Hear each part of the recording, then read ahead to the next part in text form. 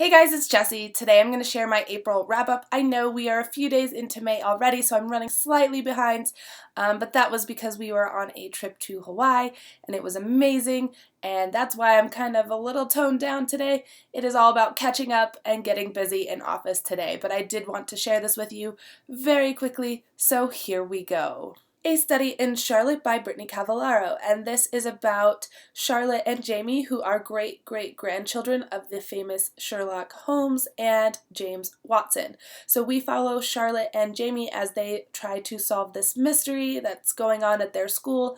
They team up together, and again, this book was awesome. It kept me guessing. I loved that I couldn't pinpoint who had done it, and I was actually pleasantly surprised by this. I really did enjoy it and gave it a 4 out of 5. I will also be doing a full review on this shortly, so stay tuned. Then I read Between Shades of Grey and Salt to the Sea by Ruta Sepetys, and I do have full reviews of both of these. I know I gave Between Shades of Grey a 4 out of 5, and I gave Salt to the Sea a 5 out of 5. This book was definitely one of my favorites from this year so far. It is so fantastic, but both of these do deal with a historical fiction from World War II, and they are both a little bit intertwined so I would definitely recommend reading Between Shades of Grey first before picking up Salt to the Sea.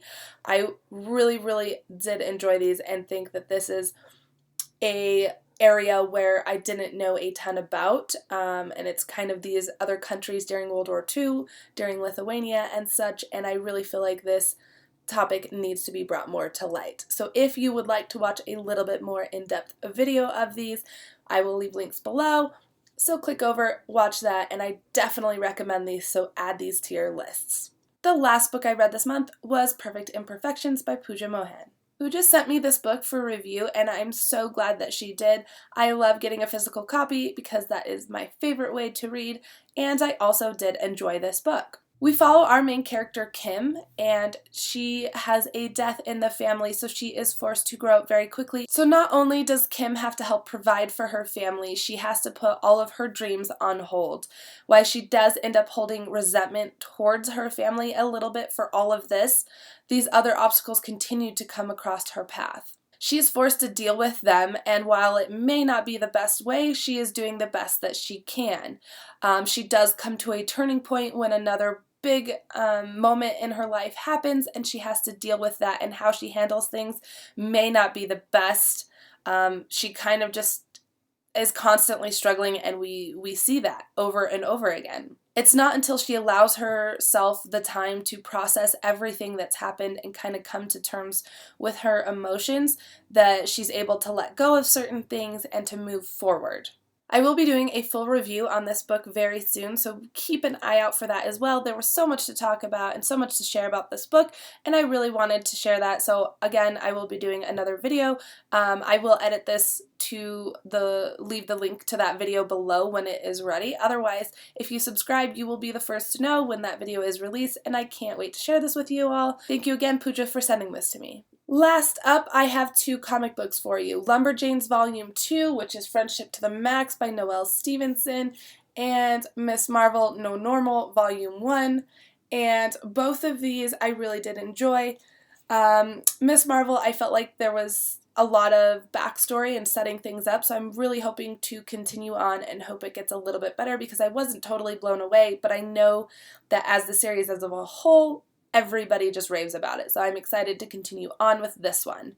Lumberjanes, I have loved Volume 1 the most, and this one was pretty great too. I just didn't think it was quite as strong. Still a 4 out of 5.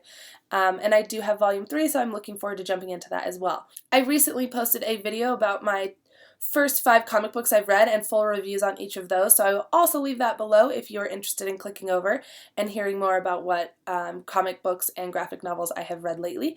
Otherwise, I definitely recommend picking up at least Lumberjanes. I'm still a little bit on the fence with Miss Marvel, but like I said, I definitely think that I will enjoy it as soon as I continue on.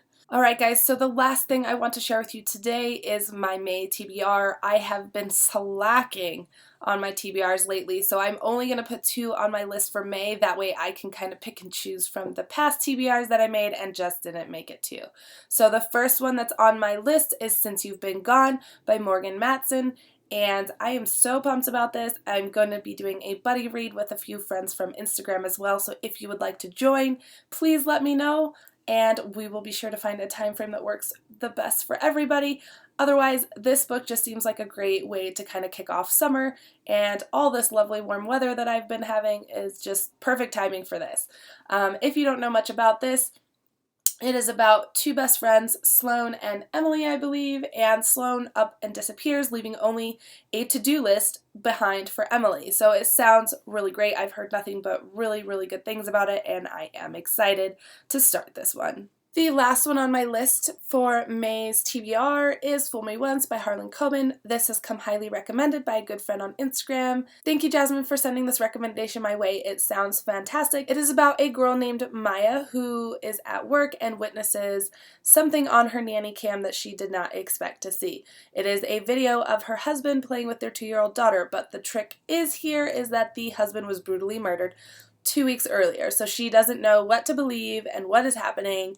All I know is it sounds really great, and I'm in need of a very good thriller, so I'm excited to add this to the list and can't wait to get to it. Alright guys, so that is everything I have for you today. I just wanted to say thank you so much for hanging out with me, and I really, really appreciate all of the support. I do have a bunch of new videos getting ready to come out. I usually post on Tuesdays and Thursdays, so be sure to subscribe and be one of the first to know when those videos are live. Otherwise, if you have any questions or comments, please feel free to leave them below. I'm super happy to answer anything and really look forward to connecting more with you guys.